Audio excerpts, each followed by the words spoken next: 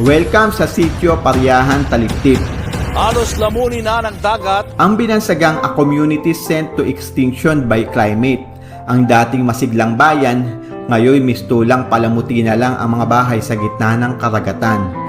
Matatagpuan ang Sitio Pariahan sa Bulacan, lugar kung saan may pinakamaraming kaso ng maanumalyang flood control project. Ang pangunahing dahilan sa paglubog ng mga kabahayan ay land subsidence o paglubog ng lupa. Ito ay dahil sa ginagawang reclamation project ng Manila International Airport.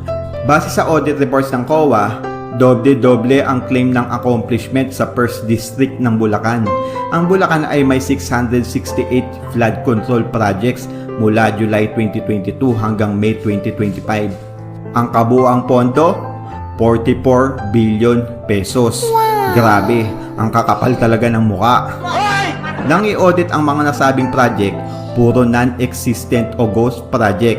Kaya ang dating bayan ng Sitio Taliktip ngayon ay nagmistulang ghost town.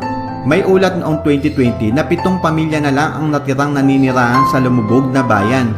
Ang mga abandonadong bahay, paaralan at kapilya ay nanatiling nakalubog sa tubig. Kaya naman pinili na lang ng mga residente na umalis sa lugar dahil maraming buwaya sa dagat.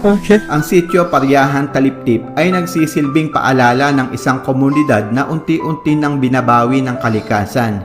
Isang bayan na ninakawan ng pangarap dahil sa kasakiman ng mga namumuno.